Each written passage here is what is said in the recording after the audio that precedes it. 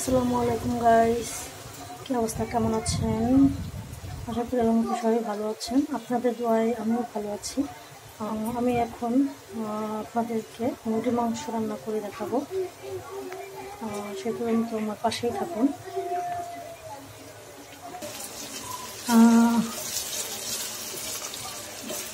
এখানে পেঁয়াজ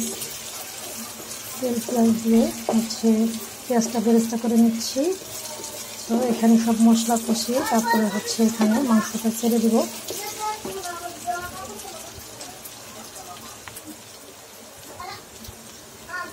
এখানে হচ্ছে আদা বাটা, 3 চামচ আদা বাটা, এখন দিয়ে দিলাম রসুন বাটা 2 চামচ রসুন বাটা দিয়ে দিলাম, আর 1 চামচ রসুন বাটা অ্যাড করে দিলাম। এখন পরিমাণ মতো লবণ দিয়ে দিলাম। এখন 2 চামচ মরিচের গুঁড়া অ্যাড করে দিলাম, আরও খানিকটা মরিচের গুঁড়া দিয়ে দিলাম, অর্থাৎ 3 চামচ মরিচের গুঁড়া, 1 চামচ হলুদের গুঁড়া,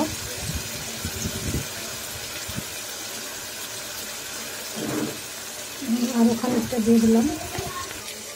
এখানে আরও 1 চামচ ধনিয়া গুঁড়া অ্যাড করে দিলাম, 1 চামচ জিরার গুঁড়া, আরও 1/2 চামচ জিরার গুঁড়া দিয়ে দিলাম।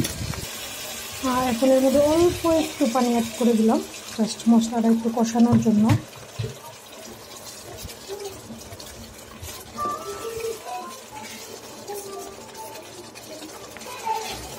ভালো করে নেড়ে চেড়ে মশলাটা কিছুক্ষণ ঢেকে দিব। মশলাটা ভালো করে কষিয়ে এর মধ্যে মুরগির মাংসটা ছেড়ে দেব। আর হ্যাঁ, এখানে আমি কয়েকটা তেজপাতাও দিয়ে দিয়েছি।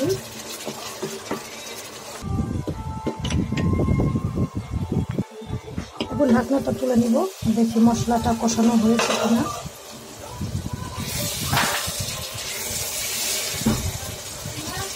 হ্যাঁ, মশলা কষানো হয়ে গিয়েছে। এখন আমি মাংসটা ছেড়ে দেবো এই মশলার মধ্যে। এখন মাংসটা এর মধ্যে আমি ঢেলে দিচ্ছি। এখন ভালো করে নেড়ে চেড়ে ঢেকে দিব। আর হ্যাঁ, কলিজাটা হচ্ছে আমি উঠিয়ে রেখেছি। কলিজা হচ্ছে আমি মাংস কিছুটা কষানো হলে তারপর হচ্ছে মাংসের মধ্যে দিয়ে দিব, বিকজ আমার মনে হয় মাংসর সাথে কলিজাটা প্রথমেই মিলিয়ে দিলে মানে তরকারির কালারটা কেমন জানি কালো কালো লাগে, সো সেই জন্য আমি একটু পরে দিই।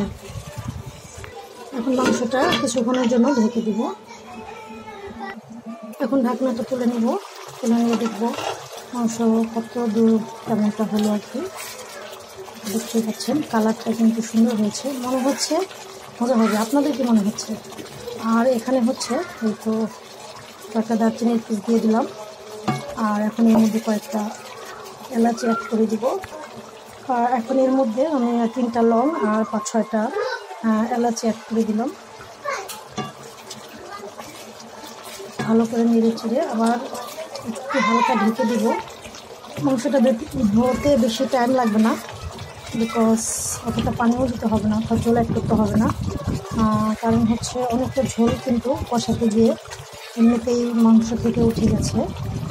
সো অল্প একটু ঝোল দিয়ে তারপর হচ্ছে কিছুক্ষণ পরে নামিয়ে ফেলব। আবার 2-1 মিনিটের জন্য একটু ঢেকে দিলাম। সো গাইস আমি যে কলিজাটা রেখে দিয়েছিলাম, আপনাদেরকে বলেছিলাম, সো সেই কলিজাটা আমি এখন দিয়ে দিচ্ছি। কলিজাটা দেওয়ার পরে কিছুক্ষণ কষিয়ে অল্প হালকা একটু জল দিয়ে দিব আর কি।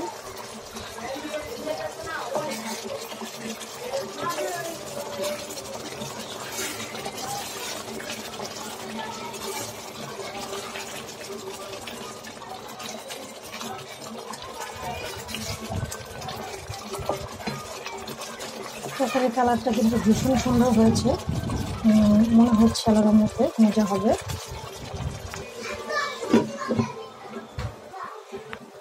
দেখি মাংসটা কষানো হলো কিনা।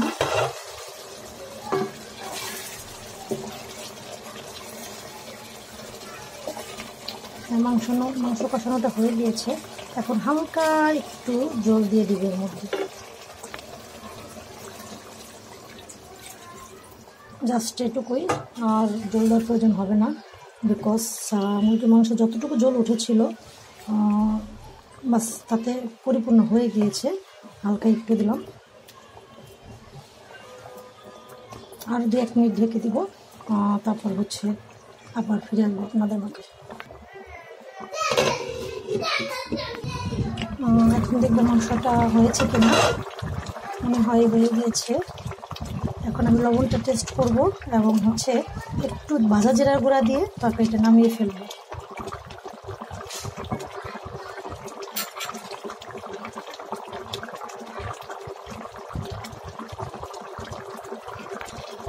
হ্যাঁ, তরকারি লবণটা পরিমাণ মতো হয়েছে। এখন জাস্ট শুধু ভাজা জিরার গুঁড়া দেওয়াটা বাকি। এখন 1 চামচ ভাজা জিরার গুঁড়া দিয়ে দিচ্ছি। এখন ভালো মতো একটু নেড়ে চেড়ে মিক্স করে দিব জিরার গুঁড়াটা।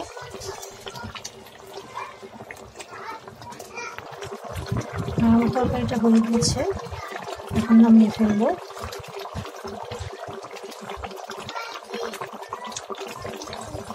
এই তো তরকারি নামিয়ে ফেলেছি, এখন হচ্ছে পরিবেশন করে খাবো। তরকারির কালারটা কত সুন্দর ইয়াম্মি হয়েছে, দেখতেই পাচ্ছেন। তো কেমন হয়েছে অবশ্যই কমেন্টে সবাই জানিয়ে দিবেন।